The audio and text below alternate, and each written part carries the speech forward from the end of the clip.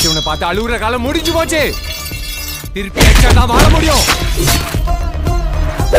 வாடா.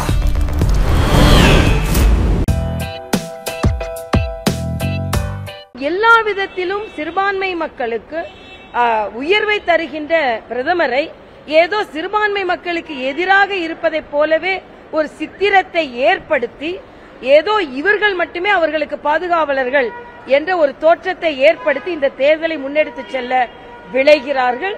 மரியாதைக்குரிய பாரத பிரதமர் அவர்கள் ஊடுருவல்காரர்கள், அவர்களிடம் நம் சொத்து பறிபோகிவிடக் கூடாது என்பதைத்தான் அவர் தெளிவாக சொன்னார். நீங்க நல்லா பாத்தீங்கன்னா பாகிஸ்தான்ல இருந்து பல பேர் ஊடுருவி இருக்கிறார்கள். என் மேற்கு வங்கத்தில் அந்த செல்வங்கள் எல்லாம் பறிபோகிறது என்ற எண்ணத்தில் தான் இதையெல்லாம் சொல்லப்பட்டதே தவிர காங்கிரஸ் வேண்டுமென்றே, இன்னும் சொல்ல போனா அதுக்கு எதிர்த்து சொல்றது கூட ராகுல் காந்தி இங்க இல்ல, எங்க போயிருக்காருன்னே தெரியல, வெளிநாடு போயிட்டாருன்னு சொல்றாங்க.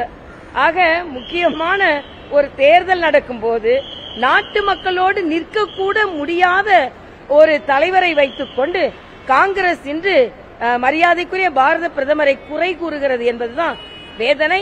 மரியாதைக்குரிய பாரத பிரதமர் அனைவருக்குமான வளர்ச்சியில் முழுமையாக தன்னை ஈடுபடுத்தி இருக்கிறார்.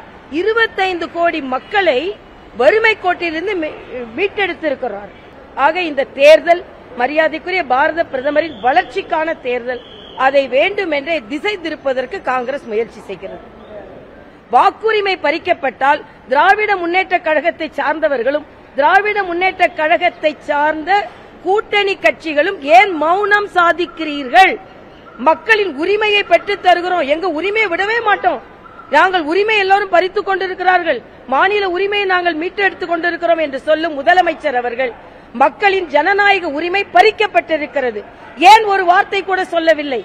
இதைத்தான் நான் கேட்கிறேன்.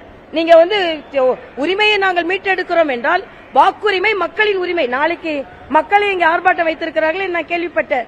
ஏன் கூட்டணி கட்சிகளும் சரி முதலமைச்சரும் சரி வாக்குரிமை பறிக்கப்பட்டதற்கு ஏன் ஒரு வார்த்தை கூட சொல்லவில்லை? இதில் உள்நோக்கம் இருக்கிறது.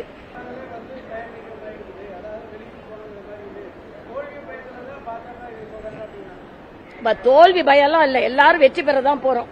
நான் உட்பட நிச்சயமாக வெற்றி பெற போகிறோம், அதுல எந்தவித மாற்று கருத்தும் இல்ல. ஆனா மக்களின் உரிமை பறிக்கப்படும் பொழுது அதற்கு குரல் கொடுக்கணுமா வேண்டாமா? மக்களின் உரிமை பறிக்கப்பட்டு அதற்கு குரல் கொடுத்தால் தோல்வி பயம் என்று சொன்னால் அதற்கு நீங்க தான் தோல்வி பயத்துல இப்ப அமுக்கமா இருக்கீங்க. நான் சொல்றேன், மறுபடியும் இதே கேள்விதான். மக்களின் உரிமை பறிக்கப்பட்ட போது, ஒருவரின் உரிமை கூட பறிக்கப்படும் போது ஏன் நீங்கள் மௌனம் சாதிக்கிறீர்கள்? ஸ்டாலின் மட்டும் இல்ல, அவரு கூட்டணி கட்சிகள் எல்லாருமே மௌனமா இருக்காங்க. அப்படின்னா என்ன அர்த்தம்? வேண்டுமென்றே இது நடத்தப்பட்டிருக்கிறது என்பதைத்தான் நாங்கள் குற்றம் சாட்டுகிறோம்.